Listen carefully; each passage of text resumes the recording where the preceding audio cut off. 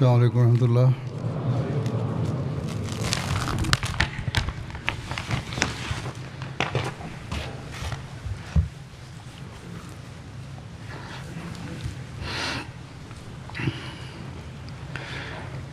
أشهد أن لا إله إلا الله وحده لا شريك له وأشهد أن محمدا عبده ورسوله أما بعد فأعوذ بالله من الشيطان الرجيم بسم الله الرحمن الرحيم الحمد لله رب العالمين الرحمن الرحيم مالك يوم الدين إياك نعبد وإياك نستعين اهدنا الصراط المستقيم صراط الذين أنعمت عليهم غير المغضوب عليهم ولا الضالين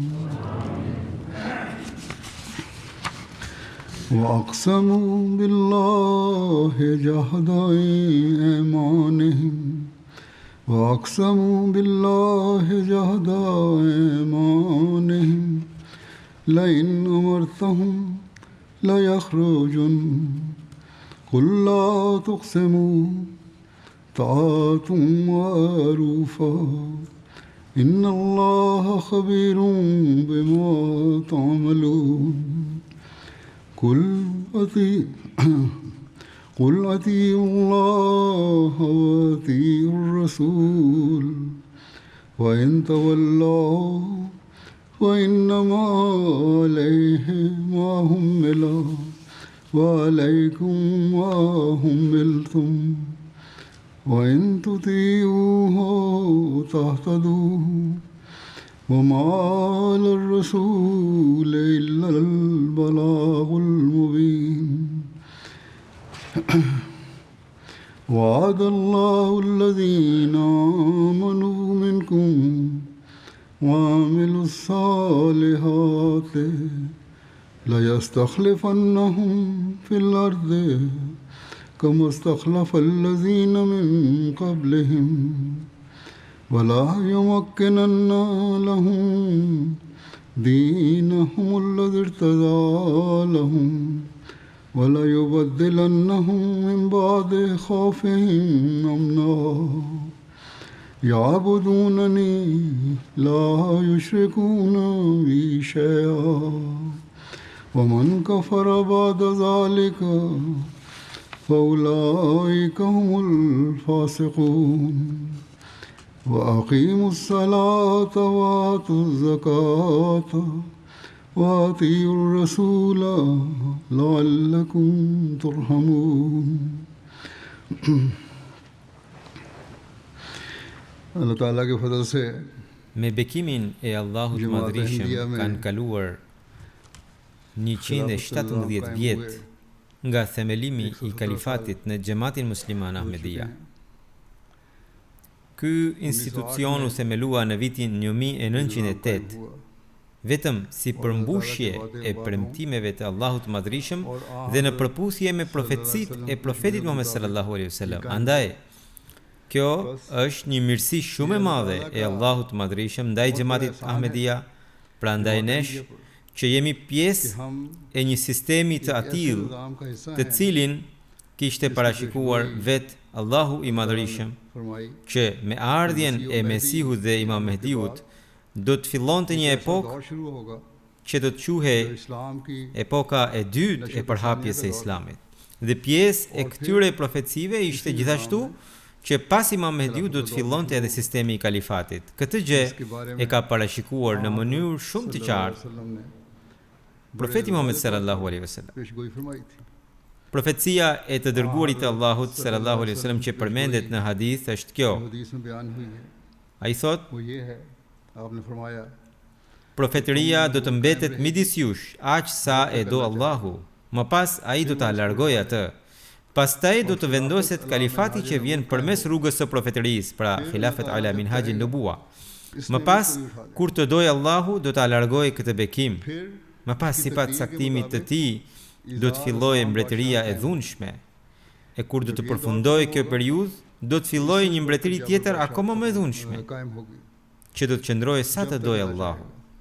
Më pas, Allahu do ta largojë edhe atë dhe do të vendoset sërish kalifati që vjen përmes rrugës së profetërisë.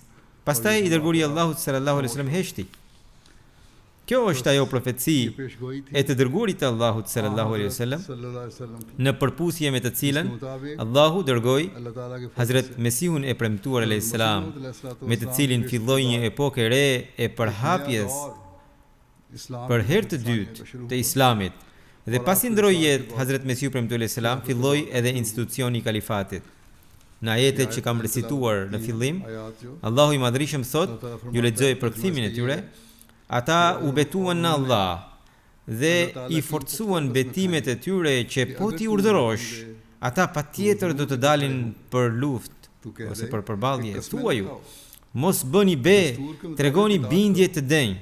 Allahu padyshim është i informuar për gjithçka që bëni. Thuaju, bindjuni Allahut dhe bindjuni të dërguarit, e nëse ktheheni, ai ka përgjegjësinë për aq sa është ngarkuar dhe ju keni përgjegjësinë për aq sa jeni ngarkuar ju. E nëse do t'i bindeni, do të udhëzoheni. Kurse i dërguari ka përgjegjësinë vetëm të kumtoj qartazi mesazhin. और उस रसूल पर खोल कर पैगाम पहुंचाने के सिवा कुछ जिम्मेदारी नहीं. Allahu u ka premtuar atyre prej jush që besuan dhe bën të mira se patjetër do t'i bëj kalif në tokë. Ashtu siç i ka bërë kalif ata që ishin para tyre dhe do t'ua përforcojë fen që e ka pëlqyer për ta dhe do t'ua shndrojë frikën në siguri.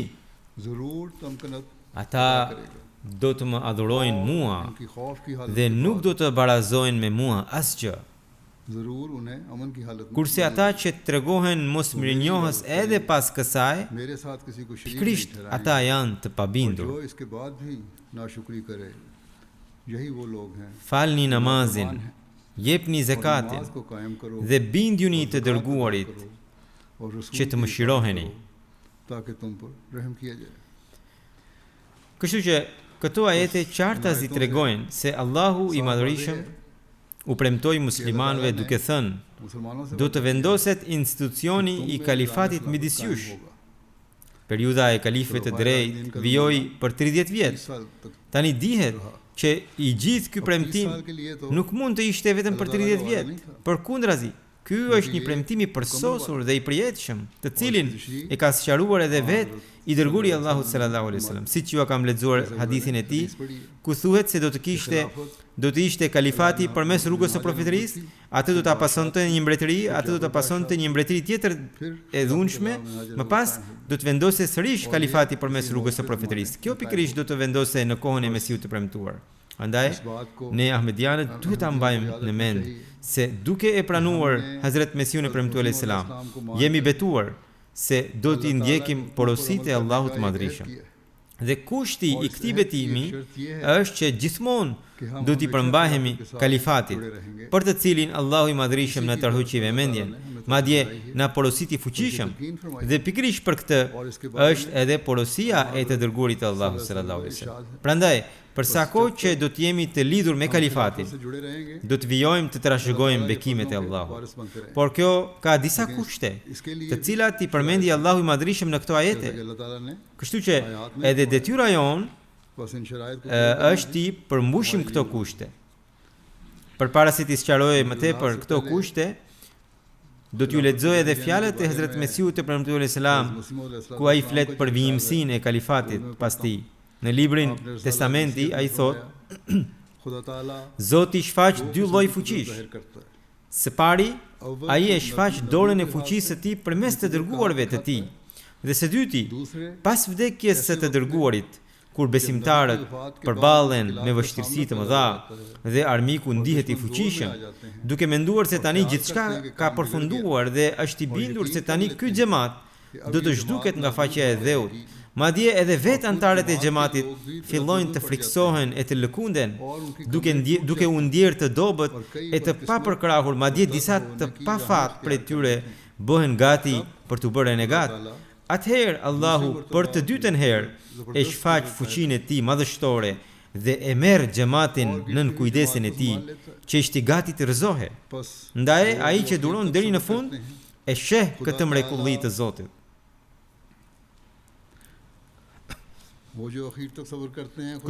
Kështu kishte ndodhur, thot Mesihu premtuar Islam. Kështu kishte ndodhur në kohën e Hazrat Abu Bekr Siddiqut radhiyallahu anhu, kur vdekja e të dërguarit të Allahut sallallahu alaihi wasallam u konsiderua e parakoshme. Shumë beduinë ignorant e braktisën fen. Madje edhe sahabët e profetit, të goditur nga pikëllimi i vdekjes së tij, u bën si të çoroditur. Atëherë Allahu e ngriti Abu Bekr Siddiqun radhiyallahu anhu dhe e shfaqi për të dytën herë fuqinë e tij.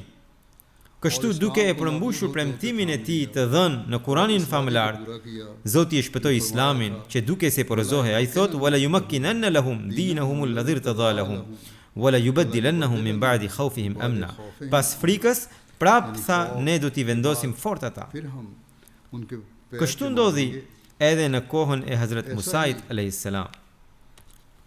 Kur ai kishte ndruar jetë gjatë rrugës në mes të Egjiptit dhe Kananit, para se t'i çonte bijtë e Izraelit deri në vendin e caktuar. Ata filluan ta vajtonin. Për 40 ditë rresht, siç është përmendur në Teurat, bijtë e Izraelit vajtuan për vdekjen e papritur të Hazrat Musait alayhis salam. Hazrat Mesihu premtuar Islam vijon: "Prandaj të dashur miq, përderisa praktika e Zotit kështu ka qenë që nga fillimi, që ai të shfaq dy fuqi të madhështisë së tij në mënyrë që t'u shkatrojë dy gëzime të rreme kundërshtarëve. Atëherë nuk është e mundur që edhe kësaj radhe Zoti ta ndryshojë këtë praktikë të vjetër. Kështu që mos u pikulloni e as mos t'ju lëshojnë zemrat tuaja nga ajo që po ju them, sepse është e domosdoshme për ju ta shihni edhe fuqinë e dytë të madhështisë së tij. Ardhja e saj është më e mirë për ju sepse ajo do të jetë e përhershme." Pra edhe këtu Hazrat Mesihu premtuar Islam i referohet pikërisht hadithit të profetit sallallahu alajhi wasallam, duke thënë se kalifati do të jetë i përjetshëm. Dhe tha, dhe nuk do të përfundojë deri në ditën e gjykimit. Por tha, ajo fuqi e dytë nuk mund të ndodhë përpara se unë të largohem. Pasi unë të kem shkuar, atëherë Allahu do t'ju dërgojë juve fuqinë e dytë të madhështisë së tij, që do të mbetet përgjithmonë me ju.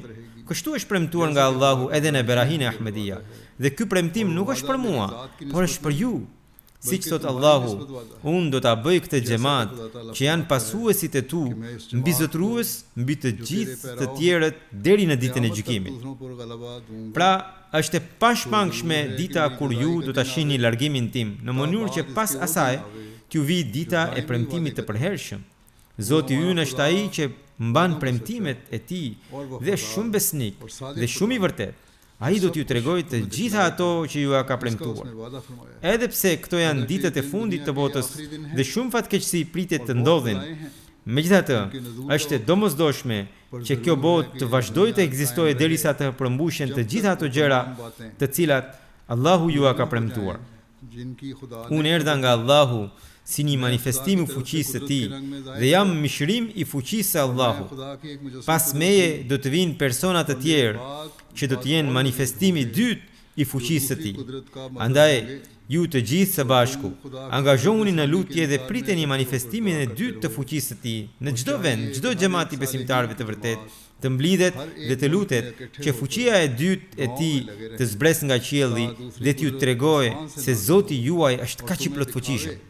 Tani këtu Hazrat Mesihu premtuar alayhi salatu wasalam tha se mblidhuni dhe lutjuni Zotit për manifestimin e fuqisë së dytë dhe në çdo shtet xhamati i të delirëve, të sinqertëve të bashkohet dhe të bëjë këtë lutje. Atëherë kur Mesihu premtuar alayhi salam tha, xhamati ishte vetëm në Indi dhe tek tuk ndokush ishte jashtë Indis. Kështu kjo ishte si një profeci që në të ardhmen në çdo shtet do të bëhet kjo lutje. Pra do të vinte një kohë kur në çdo shtet xhamati musliman Ahmedia do të ekzistonte, do të përhapej dhe sot ne e shikojmë pikërisht këtë epokë që xhamati është përhapur anikën botës dhe çdo vend ka njerëz ku njerëzit shfaqin lidhje besnikërie dhe dashurie me kalifatin. Njerëzit që jetojnë edhe në vendet e largëta, edhe ata kanë një gjë të tillë. Gjatë kohës kur u zgjodh kalifi i 5, pra ju e keni parë si njerëzit e përhapur anikën botës u bashkuan dhe bën beatin e besnikërisë në dorën e kalifit të 5 dhe kjo beat inshallah do të jetë edhe në të ardhmen. Dhe edhe në të ardhmen ne do të vijojmë të bekohemi nga bekimet e Allahut të Madhërisht, sepse ky është premtimi i Allahut. Dhe kjo është profecia e të dërguarit të Allahut sallallahu alaihi wasallam dhe këtë lajm të mirë na ka dhënë edhe Hazrat Mesiu i premtuar alayhi salatu wasalam nëpërmjet inspirimit të Zotit të Madhërisht. Prandaj ne kemi nevojë që të jemi të bashkuar me kalifatin, të jemi të gatshëm për të bërë çdo sakrificë për vendosjen e institucionit të kalifatit. Nëse do të vijojmë të bëjmë këtë, atëherë deri në kiamet do të jemi të lidhur me kalifatin. Brezat tanë të ardhshëm do të jenë të lidhur dhe do të vijojnë të bekohen nga Zoti. Disa njerëz mendojnë që ndoshta në të ardhmen kalifati do të kthehet në mbretëri pra në xhamatin Ahmedia. Por Allahu, premtimi i Allahut dhe profecia e të dërguarit të Allahut dhe gjithashtu pra ai hadithi që ju kam lexuar dhe gjithashtu ajo që na tha Mesiu premtuar alayhi salatu wasalam, të trija këto gjëra na tregojnë bindshëm që kalifati i xhamatit musliman Ahmedia inshallah taala do të jetë gjithmonë kalifati shpirtëror dhe kjo do të vijojë deri në kiamet. Dhe asnjëherë nuk do të vijë në një periudhë që dikush të mund të thotë se kjo është në një mbretëri. Disa keqdashësit përhapin fjalë të tilla që xhamati musliman Ahmedia tashmë ka mbretëri. Kur nuk do të ndodhë një gjë e tillë. Ky është premtimi i Allahut. Inshallah taala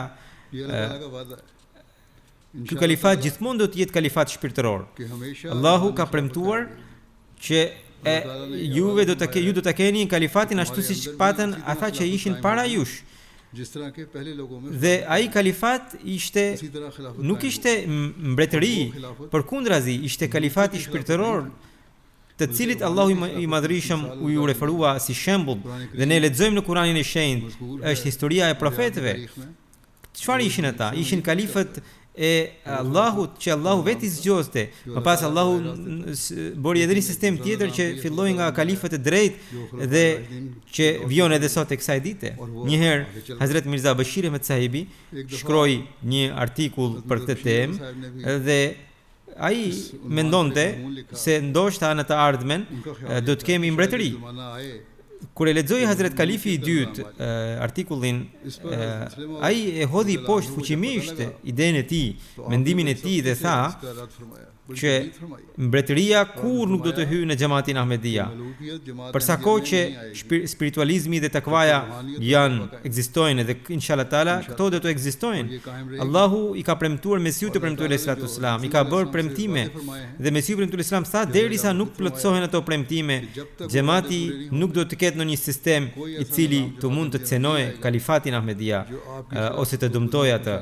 Hazrat Mirza Bashir Ahmed Sahibi e njihte shumë mirë pozitën e lartë të kalifatit dhe ishte besnikërisht dhe përsosmërisht i lidhur me kalifatin dhe prandaj nuk mund të lindte pyetja se pas kësaj ai të mbante të njëjtin mendim. Madje ai thoshte se nëse un kam ndonjë mendim dhe kur shoh që mendimi i kalifit është ndryshe, atëherë më në zemrën time nuk ekziston mendimi im i mëparshëm.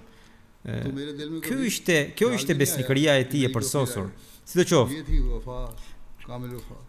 në këtë aspekt ne duhet të kemi besim të përsosur në premtimet e Allahut të Madhërisëm, që institucioni i kalifatit me bekimin e Allahut është ai sistem që u themelua me vullnetin e Allahut dhe po me vullnetin e tij do të vijojë të funksionojë dhe se ai nuk do të ngjajë ndonjë mbretëri toksore ndonjëherë. Kalifi i kohës gjatë netëve qohet dhe lutet për anëtarët e xhamatit. A ka ndonjë mbret që bën diçka të tillë? Andaj, nëse e mbajmë mend këtë gjë dhe nëse veprojmë në përputhje me të, atëherë do të korrim sukses. Allahu ka premtuar që këtë bekim do t'u jap atyre që i binden Allahut dhe të dërguarit të tij. Kështu, për sa kohë që do të ketë njerëz midis nesh që i binden Allahut dhe të dërguarit të tij, do të vijojmë të përfitojmë nga ky premtim. Kurse ata që nuk do t'i binden, ata do të shkëputen nga xhamati. Por premtimi i Allahut, inshallah, kur nuk do të zhbohet. Allahu i Madhrishëm tha: "Wa in tuti'uhu tahtadu." Nëse do t'i bindeni, do të udhëzoheni dhe do të vijoni të udhëzoheni. Më pas Allahu i Madhrishëm tha: "Wa'ada Allahu alladhina amanu minkum wa 'amilus salihat." Pra, wa'ada Allahu alladhina amanu minkum wa 'amilus salihat. Do të thënë, Allahu u ka premtuar atyre të cilët besuan dhe bën të mira. Cili është kriteri i besimit dhe i veprave të mira? Ai është përmendur në ajetin e mëparshëm, në ajetin e parë që ju citova, që bindja e përsosur, nënshtrimi i plot. Vetëm atëherë do të quheni besimtari pastor, vetëm atëherë do të keni vëmendje për të bërë vepra të mira. Dhe kështu do të përparoni në këtë drejtim. Pra, ky do të jetë ai kriter kur do të arrijmë. Atëherë do të vijojmë të përfitojmë nëpërmjet bekimit që na ka ardhur në formën e kalifatit. Kështu Allahu për ta vijuar kalifatin dhe që ne të përfitojmë nga ky bekim, na porosit vazhdimisht, na ka porositur fuqimisht që të jemi të lidhur me kalifatin. Dhe atëherë të bindemi Allahut dhe të bindemi të dërguarit të tij dhe të zbatojmë porositin. Ne mund të shikojmë tek muslimanët pra në historinë. Historia tregon se edhe hadithi i Profetit sallallahu alajhi wasallam tregon. Kështu ndodhi pikërisht që muslimanët patën kalifatin e vërtet, kalifatin e të Rashidinëve deri atëherë kur ata i bindën kalifit të kohës. Pra, ju bindën kalifit të kohës. Kur dolën nga bindja, kur dolën nga nënshtrimi, e humbën kalifatin. Prandaj gjithmonë duhet të mbani mend që duke u bashkuar me xhamatin musliman Ahmedia, nëse dëshironi të përfitoni nga ky xhamat, duhet çdo ahmedian e ka për detyrë të jetë i lidhur me kalifin e kohës. Të bindet kalifatit është detyrë për të. Është detyrë çdo ahmediani që të zbatojë të gjitha porositë e kalifit të kohës, të ketë lidhje besnikërie me të. Vetëm atëherë do të quhet ai pra i udhëzuar dhe do të vijojë të përfitojë nga kalifati. Dhe këtë Allahu i ka bërë të detyrueshme për një që dëshiron të quhet besimtar dhe të jetë i lidhur me kalifatin. Ky sistemi i kalifatit që ka krijuar Allahu është i tillë që Allahu vetë kthen zemrat e njerëzve tek ky sistem.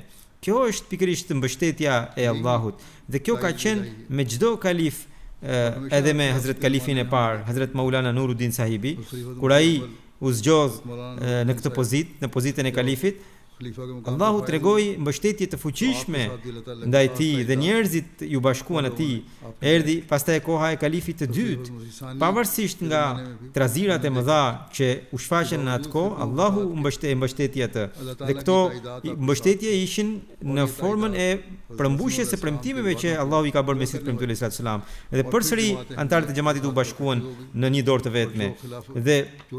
Dhe ata të cilët u ndan nga xhamati duke mohuar kalifatin, u shpërndan dhe nuk mbeti, nuk kanë më peshë. Pastaj në kohën e kalifit të tretë, përsëri njerëzit u mblodhën.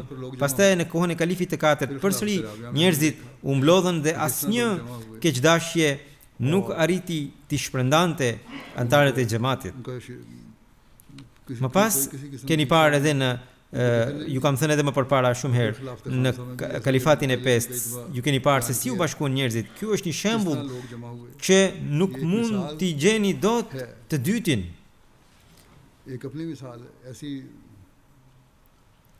Njerëzit nga shumë vende, në vendet e largëta, treguan besnikëri të atill që nuk mund ta gjeni dot shembull.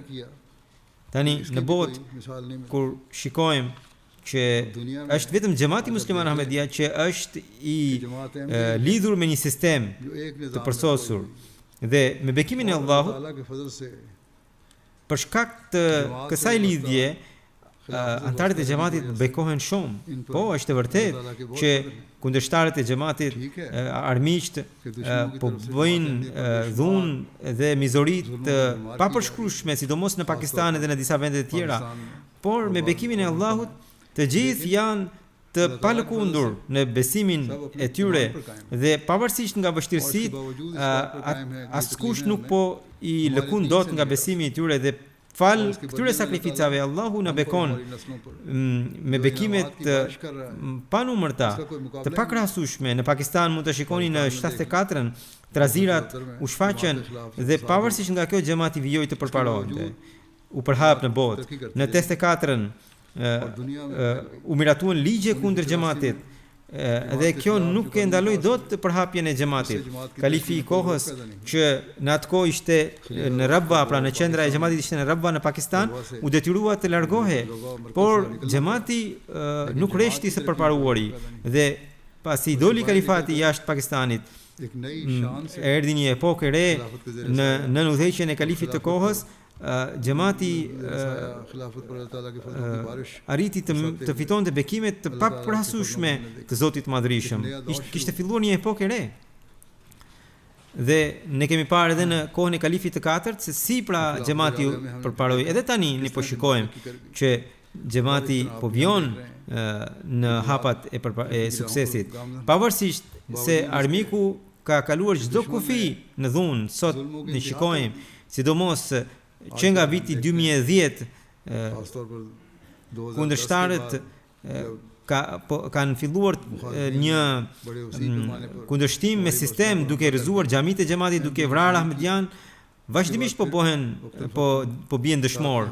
Diku më shumë, diku më pak, në kohën e kalifatit të 5, pra në kohën time, thot Huzuri, shumë njerëz ranë dëshmor. Prap se prap Allahu i mban të lidhur njerëzit me xhamatin. Pra ata nuk po lëkunden. Ushtohet besimi akoma më shumë, jo vetëm kaq, që ata janë të palëkundur, madje po përparojnë në besimin e tyre, në bindjen e tyre ndaj xhamatit.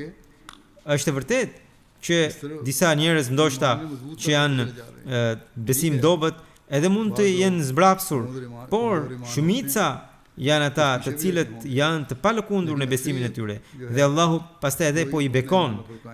Allahu i ka bekuar në forma të tjera. U dha mundësi të dilnin jashtë vendit, edhe pastaj u dha edhe të mira materiale, edhe në botën jashtë shikojmë, në vendet e tjera pra. Xhamati Musliman Ahmedia po përhapet me shpejtësi. Ky është premtimi i Allahut që ishte me kalifatin. Dhe fal këtij premtimi ne po shikojmë këto rezultate që sot në 213 ose në 214 vende ekziston sistemi i xhamatit Musliman Ahmedia. Dhe me bekimin e Zotit njerëz të sinqert po mblidhen edhe në vendet më të largëta dhe ata tregojnë lidhjen ndaj kalifatit në atë mënyrë që habitesh. Un kam thënë edhe më përpara, shumë ngjarje ju tregoj vazhdimisht se si edhe njerëzit e vendeve të largëta, edhe në Afrikë, edhe në fshatrat afrikane, ka njerëz që janë të lidhur me kalifatin, dhe janë të lidhur fuqimisht, pavarësisht nga humbjet, ata janë të palëkundur në bindjen e tyre. Para pak kohë në Burkina Faso, në Dori, ku 8 ose 9 ahmedian ranë dëshmor dhe treguan vendosmërinë e tyre në vërtetësinë e xhamatit, pra pa u lëkundur nga besimi, ata dhanë jetën e tyre. Brezat e tyre, fëmijët e tyre vazhdojnë të qëndrojnë të palëkundur në besimin e tyre. Ata thonë se ne kështu do të besojmë në vërtetësinë e Mesiut të premtuar sallallahu alaihi wasallam, siç besuan dëshmorët tanë dhe që dhanë jetën, edhe ne jemi gati të japim jetën. Dhe edhe për kalifatin, për sistemin e kalifatit, jemi të gatshëm të japim çdo sakrificë. Ata më dërgojnë mesazhe me kaq shumë dashuri sa habitesh, se si këta njerëz që jetojnë kaq larg, nganjëherë ne i kujtojmë se janë analfabet, por kanë një pasion kaq të zjarrt, dashuri, një besnikëri të atill dhe është e papërshkrueshme. Nuk mund t'u gjesh dot shembullin. Kështu, ky është bekimi i Allahut Madhrishëm, që Allahu po premton por përmbush premtimin e tij për kalifatin e Ahmedia, për ta vijuar këtë sistem që do të jetë përjetshëm. Allahu i Madhrishëm po mbush zemrat e njerëzve me dashuri ndaj këtij sistemi. Unë shkova në Afrikë dhe pash një njeri që ishte i gjymt, nuk i punonin duart. Më dha selam, pastaj kaq shumë më shtrëngoi dorën, sikur dora ime kishte vënë në pranga. Shprehu dashuri kaq të madhe sa habitesh se çfarë dashurie ka ai me kalifin e kohës. Nuk ishim takuar asnjëherë, vetëm dashuria për kalifatin. Duke parë njerëzve u shkojnë lot, pavarësisht se nuk jam takuar kur më parë, edhe kur më përqafonin, habitesha se si Allahu vendosi dashurinë në zemrat e tyre për kalifatin, dhe ata betoheshin që ne do të bënim çdo sakrificë për kalifatin Ahmedia. Edhe thonë se kjo nuk është betimi, ne do ta përmbushim këtë betim. Njerëz të panumërt më shkruajnë letra çdo vit, dhe shumë letra që më vinë nga fëmijët, nga gratë, të rinjt, të moshuarit, të mbushura me dashuri dhe të atill që ti habitesh se si Allahu i Madhrishëm vendosi mbolli dashurinë në zemrat e tyre për kalifatin, për xhamatin, për mesionin e premtuar alayhi salatu wasalam, për edhe dhimbjen për të përhapur Islamin. Kjo është ajo që Allahu vendosi nëpërmjet kalifatit Ahmedia. Dhe për ta vijuar këtë, Allahu i Madhrishëm na thot: ju nëse do të vijoni mirësi, do të qëndroj me ju, do të përfitoni nga kjo. Po në këto ajete Allahu i Madhrishëm na porositi që këta përparojnë në besim janë të tillë që nuk bëjnë asnjë lloj shirku, prandaj ne kemi të nevojshme që gjithmonë të ruhemi nga çdo lloj shirku. Ditët e fundit në mbledhjen e shurës të xhamatit të Anglisë, unë këtë gjë kam treguar duke u referuar citimeve të Hazret Kalifit të dytë, që nëse ne nuk heqim egon ton, mendjemadhsinë ton, nëse kemi këto gjëra në ndonjë përgjegjes, madje në ndonjë antar të xhamatit, pra u drejtohem çdo antarit të xhamatit, atëherë ne kemi shirk në veten tonë. Nëse duam të përfitojmë nga kalifati me të vërtetë, nëse duam të trashëgojmë bekimet e Allahut Madhrishëm, duhet ta pastrojmë çdo lloj shirku nga çdo lloj egoje apo mendjemadhësie nga vetja jonë. Dhe duhet ta pastrojmë veten tonë nga këto gjëra. Përgjegjësit e tillë vetëm atëherë do të bëhen të dobishëm për xhamatin, kur ata do të heqin egon dhe mendjemadhësinë e tyre dhe të punojnë vetëm për hir të Allahut. Më pas Allahu i Madhrishëm gjithashtu tha se njerëzit këta janë të tillë që ngjallin namazin, lartësojnë namazin, japin zakatin. Tha, janë ata të cilët i binden Allahut dhe të dërguarit të tij në mënyrë të plotë. Dhe këta janë ata, thot Allahu, që Allahu do t'i mëshirojë. Kështu që tani që Allahu filloi këtë bekim, pra kalifatin nëpërmjet mesihut të premtuar alayhi salatu wasalam, nëse duam të përfitojmë nga ky bekim, çdo ahmedian duhet t'i përmbahet kësaj porosie që ky premtim, domethënë, në qoftë se dëshiron të përfitojë nga bekimi i kalifatit, nga ky premtim i Allahut, duhet t'i bindet tërësisht. Gjithmonë keni parasysh adhurimin ndaj Allahut, sepse të bindurit e Allahut janë ata të cilët përkujtojnë gjithmonë Allahun vazhdimisht, pra, dhe e adhurojnë atë. Dhe siç ju thash, ju kam thënë më përpara dhe ju dini që për adhurimin vazhdimisht Allahu na ka thënë të ngjallim, të lartësojmë namazet. Kështu lartësimi i namazeve është një nga gjërat thelbësore, të cilën çdo ahmedian që dëshiron ta lidh veten me kalifatin dhe dëshiron të përfitojë, të bekohet nga ky bekim i Zotit, ai duhet të ketë parasysh që gjithmonë duhet t'i përkushtohet namazeve të përditshme. Hazrat Kalifi i dytë radhiyallahu anhu, duke shpjeguar lartësimin e namazeve në një vend, ka thënë shumë bukur që pjesa më e bukur e namazeve është e xhuma, në të cilën imami mban hutbe, ligjëron, këshillon dhe kalifi i kohës duke parë situatën e botës, duke parë situatën e popujve të ndryshëm dhe në bazë të tyre këshillon anëtarët e xhamatit. Dhe kjo krijon një unitet brenda xhamatit. Pra, kalifi i kohës mban kiblen e të gjithëve në një drejtim, mban busullën. Sot ne shikojmë se kjo pamje ekziston vetëm në xhamatin tonë. Tani sot me kanalin MTA, Allahu i Madhrishëm ka themeluar, ka vendosur këtë sistem kur kalifi i kohës kur mban një hutbe, ajo ndiqet në çdo shtet, në çdo qytet, në çdo fshat të botës dhe jo vetëm kaq që kalifi i kohës flet diçka dhe dëgjojnë vetëm njerëzit që janë të pranishëm këtu, por mua më vijnë letrat të panumërta nga Afrika, nga Turqia, nga Rusia, duke thënë se ato që ju thoni ju duken sikur po flisni për gjendjen tonë. Edhe ne u kemi kushtuar përmirësimit të gjendjes sonë, edhe ndjejmë se kalifati është ai sistem i cili na ka bashkuar. Pra, kështu më shkruajnë. Prandaj këto gjëra, në qoftë se mendoni se këto janë vetëm për njerëzit pakistanez ose për disa njerëz që jetojnë në Evropë, e keni gabim. Mua më vijnë rregullisht letra nga çdo cep i botës. Dhe këto vende kanë shumë gjëra të përbashkëta. Dhe për këtë arsye njerëzit gjejnë mundësinë të përmirësojnë veten e tyre. Këtë ditë un po flas për historinë e Islamit, për biografinë e bekuar të Profetit Muhammed sallallahu alaihi wasallam. Edhe këtu vijnë shumë gjëra që janë këshill të vyera për ne dhe njerëzit po përfitojnë nga këto gjëra. Përveç kësaj, ata po mësojnë edhe historinë e Islamit, por gjërat bazike të Islamit. Në lidhje me këtë un kam treguar, ata kanë mësuar edhe historinë e sahabëve. Dhe po në këtë vazhd ata po mësojnë modelin e bukur e të bekuar të Profetit sallallahu alaihi wasallam në raste të ndryshme. Ka disa gjëra aty që njerëzit përfitojnë edhe personalisht për të përmirësuar veten.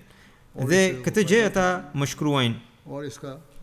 Andaj kalifati është ai mjet nëpërmjet të cilit Allahu i Madhrishëm na ka bashkuar. E ka bërë xhamatin në unitet dhe në 215 vendet e botës, çdo ahmedian që jeton atje, duke qenë i bashkuar, është i lidhur me xhamatin, me kalifatin dhe përpiqet të përmirësojë veten. Allahu i Madhrishëm në këto ajete ka dhënë edhe porosinë e zakatit. Edhe kjo është një metodë për të pastruar pasurinë. Ne kemi nevojë që të pastrojmë pasurinë tonë në rrugën e Allahut. Dhe janë edhe sakrificat e tjera financiare. Sot ne shikojmë që vetëm në xhamatin musliman Ahmedia, sakrificat financiare, sistemi i sakrificave financiare po vijon. Dhe duke ju bindur kalifit të kohës, njerëzit kontribuojnë dhe antarët e xhamatit në këtë mënyrë arrin të vetfinancohen. Në qoftë se në një shtet ka mangësi, këtë mangësi plotëson shteti tjetër, pra xhamati tjetër që jeton në një shtet tjetër. Në Afrikë, antarët e xhamatit sakrifikojnë jashtëzakonisht shumë, por gjendja e tyre është e tillë që shpenzimet e tyre janë shumë më të mëdha se sa të ardhurat. Prandaj xhamatet e vendeve të tjera dërgojnë grantet dhe kështu ata atje ndërtohen shkolla, spitale, mission houses, xhamit. Dhe kështu vazhdon sistemi dhe ata janë shumë mirënjohës për këtë. Dhe kundërshtarët e xhamatit kur shkojnë atje, dhe ka disa vende ku ata shkojnë dhe u thon antarëve të xhamatit, lëreni ahmediatin, mos u bëni kadiani. Këta nuk janë musliman sipas mësimeve të Islamit, por antarët e xhamatit u kthejnë përgjigje të merituar. U thon se deri tani ju nuk na keni mësuar asgjë. Tani që ka ardhur xhamati Ahmedia këtu, ata na kanë ndërtuar xhami në fshatin ton, në rrethin ton, në qytetin ton dhe kanë kushtuar vëmendje për mësimin ton fetar. Kanë ndërtuar edhe spital, po na mësojnë edhe fen, po na mësojnë Kuranin e shenjtë, përkthimin e Kuranit të shenjtë. Dhe ju nuk keni bërë asgjë.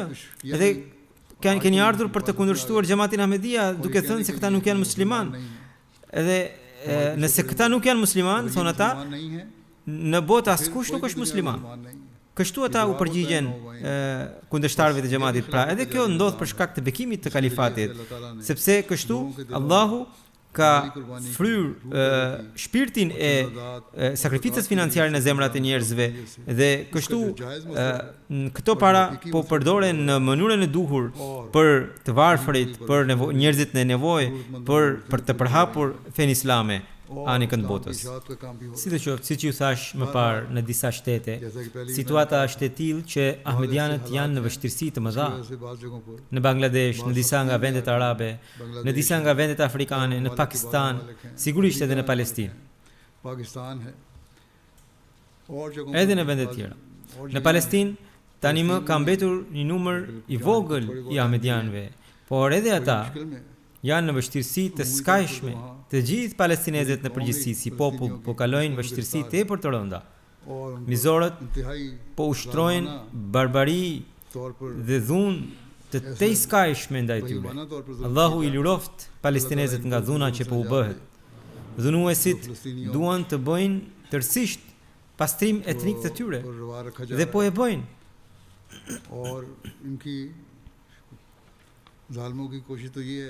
Vetëm Allahu i mëshiroft palestinezët. Sidoqoftë, ahmedianët që kanë mbetur aty, pavarësisht nga të gjitha këto vështirësi, janë mirënjohës Allahut të Madhërisëm për shkak se janë të lidhur me institucionin e kalifatit, i cili i ngushëllon, kujdeset për ta dhe po përpiqet të përmbush nevojat. Mesiu premtuar Islam kishte paralajmëruar shumë fatkeqësi pritet të ndodhin. Dhe tha, disa prej tyre do të jenë në formën e katastrofave natyrore dhe disa do të jenë për shkak të gabimeve të njerëzve, për shkak të mendjemasisë së tyre.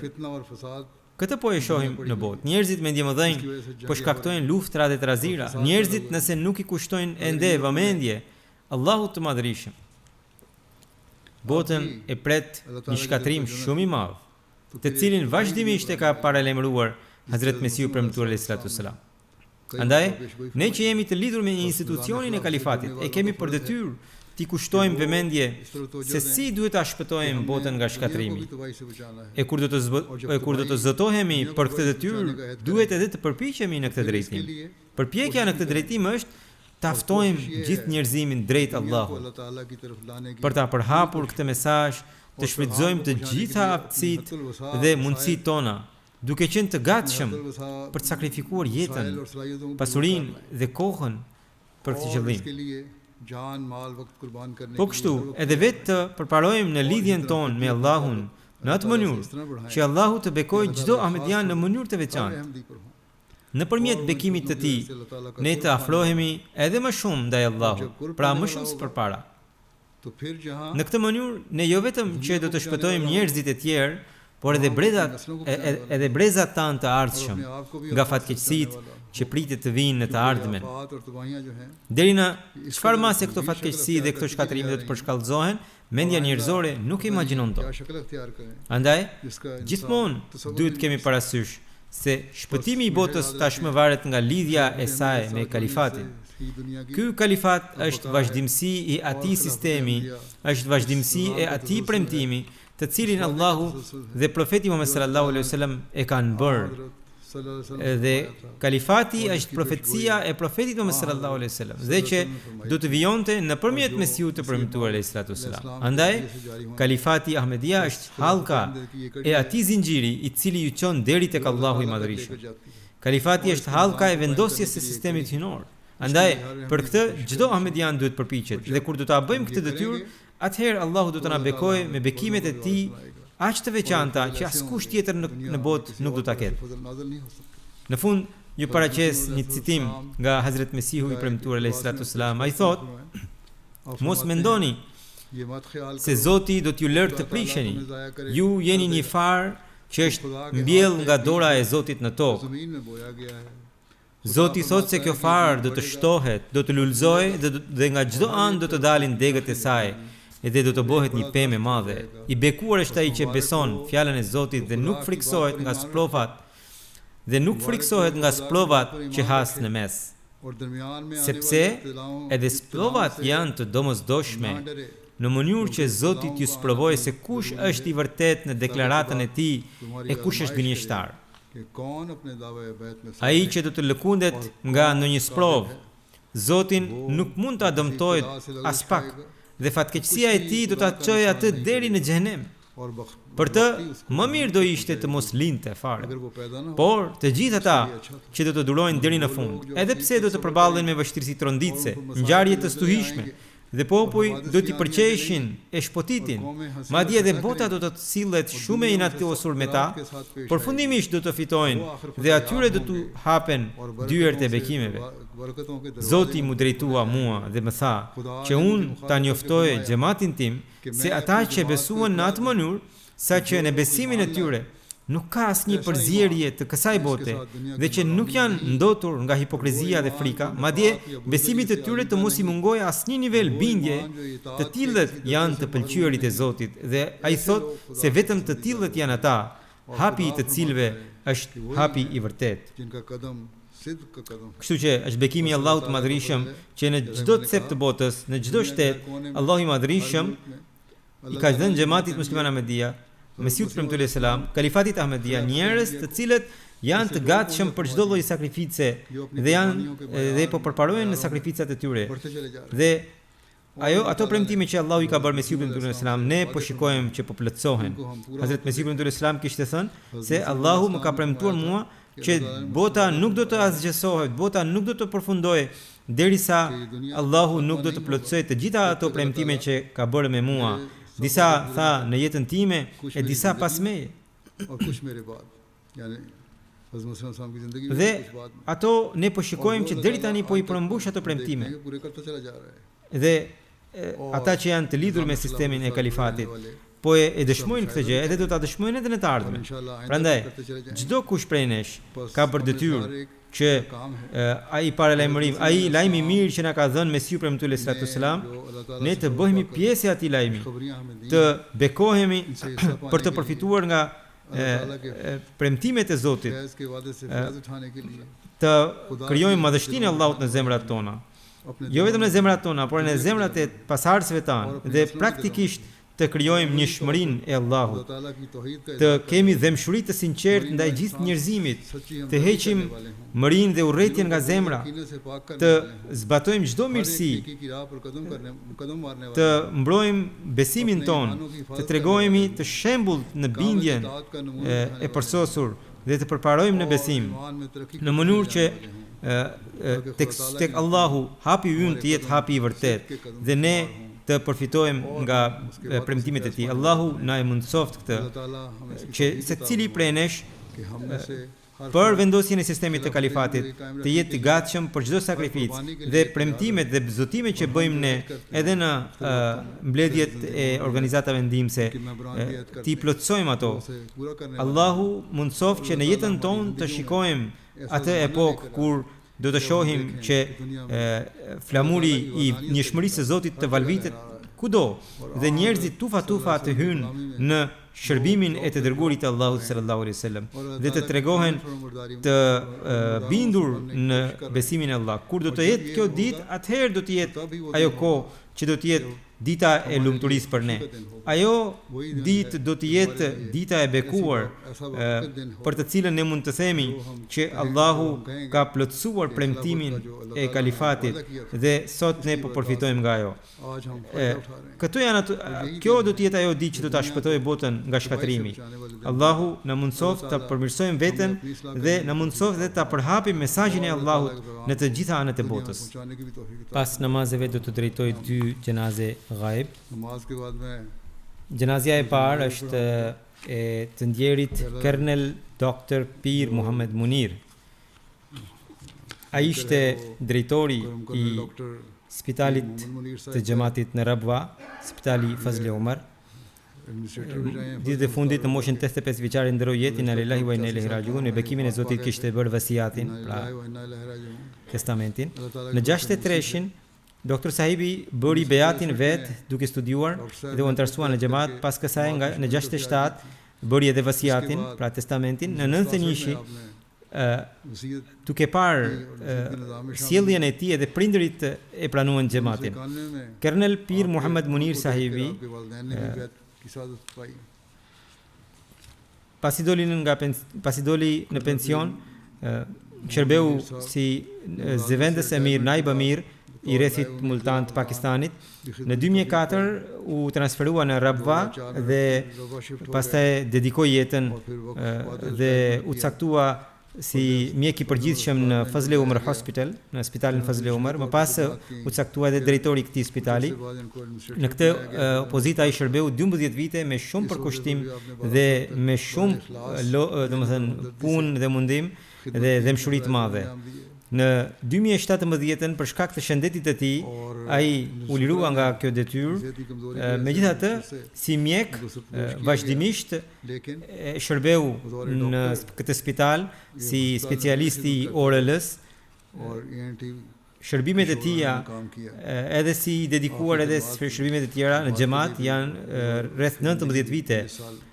Bashortja Amatul Malik Sahiba që është mbesa e Hazrat Dr. Mir Muhammad Ismail Sahibit, ajo thot që I ndjeri ka qenë baba I dhemshur, bashorti I denj dhe kishte lidhje shumë të ngushtë me xhamatin dhe kalifatin dhe përmbushi detyrën siç duhet. Unë kam pasur 60 vjet martesë me të, thot bashortja, ishte njeri shumë I butë, kujdese shumë për prindërit e mi, për motrat dhe vëllezërit e mi. Natyrisht edhe për prindërit e vet. Vetia kryesore e tij ishte humanizmi. Shpesh që kthehe vonë nga puna dhe kur unë e pyesja, më thoshte që njerëzit kanë punë me dosjet në përzyrat edhe ata kur mbarojnë punën mbyllin dosjet dhe kthehen në shtëpi. Por unë kam punë me njerëz të sëmur dhe unë nuk I mbyll dot ata sikur dosjet dhe kam për detyrë të qëndrohet pranë tyre. Njëherë ai kishte ardhur me shumë vonesë. Natën vonë pyeta pse kaq vonë. Më tha mua kishte një njeri I varfër dhe ai kishte një operacion dhe ai nuk kishte askënd me vete. Unë qëndrova me të. Ishte falte rregullisht tahajjudin dhe namazet e pesvakteve, çdo të ente agjeronte. Dhe siç ju thash, prindërit duke parë sjelljen e tij pranuan xhamatin në vitin 1991. Nëna e tij thoshte që ne mendonim se ahmedianët madhallah nuk e besojnë të dërgurin e Allahut sallallahu alaihi wasallam dhe besojnë në Mirza Ghulam Ahmed Sahibin. Dhe kjo nuk më pëlqente as pak. Por kur e pash djalin që ai po falte rregullisht tahajjud, namazet e përditshme edhe besova që ahmedianët duhet të jenë të vërtetë, nuk duhet të jenë ashtu siç kam menduar. Edhe prandaj pastaj ata pranuan xhamatin. Ai nga që kishte bërë bejatin duke studiuar, pra I ndjeri, kishte dashuri të madhe me xhamatin dhe me kalifatin, ishte njeri me vepra. I këshillonte të tjerët dhe fëmijët që të shkruanin rregullisht kalifit të kohës për çdo problem të tyre. Nuk kishte asnjë lloj ambicie apo pretendim për një përgjegjësi në xhamat. Më thoshte mua, Huzuri thot, më cakto ku të doni. Ai la pas bashorten dhe 3 djem dhe shumë nipër dhe mbesa. Allahu I mëshiroft. Gjenazja e dytë është e sëndjerës Selima Zaheda Sahiba, e cila ishte bashortja e Samiullah Zahid Sahibit, misionari I xhamatit që aktualisht jeton në Kanada. Ndroi jetë kjo ndjera pra ditët e fundit, inna lillahi wa inna ilaihi rajiun. Ajo kishte bërë vasiatin dhe ajo ka lënë bashortin dhe një vajzë dhe 3 djem. Njëri prej djemve, Ataul Mumin Zahid Sahibi, është misionari I xhamatit, është pedagog në Xhamia Ahmedia të Anglisë. Ai thot, pra babai I misionarit të xhamatit thot që nëna ime pa egzagerim u ka dhënë mësim, u ka mësuar Kur'anin 60 ose 70 fëmijëve, Kur'anin e shenjtë. Edhe gruaja ime, pasi ndroi jetë nëna ime, e vijoi këtë detyrë dhe në lagjen ku ne kemi jetuar aty kishte shumë jo ahmedian nga sekti ahli hadith, ahli sunnat, dhe edhe fëmijët e tyre, shumë prej tyre kishin mësuar Kuranin nga e ndjera, edhe këta ata e thoshin me krenari, duke thënë se fëmijëve tanë zonja kishte mësuar Kuranin e shenjtë. E ndjera ishte shumë besnike dhe shumë e dhemshur dhe u jepte përparësi nevojave të tjerëve mbi nevojat e veta. I biri pra Abdul Momen Zahid Sahibi shkruan që edhe në kohë të vështira ajo u jepte përparësi të tjerëve njerëzve në nevojë. Allahu e mëshiroft dhe e falt. कि तंगी के हालात में भी अपनी ज़ात पर खर्च करने के बजाय ज़रूरतमंदों की मदद करने को तरजीह देती थी। अल्लाह ताला इनसे मग़फ़िरत और रहम का सलूक फरमाए।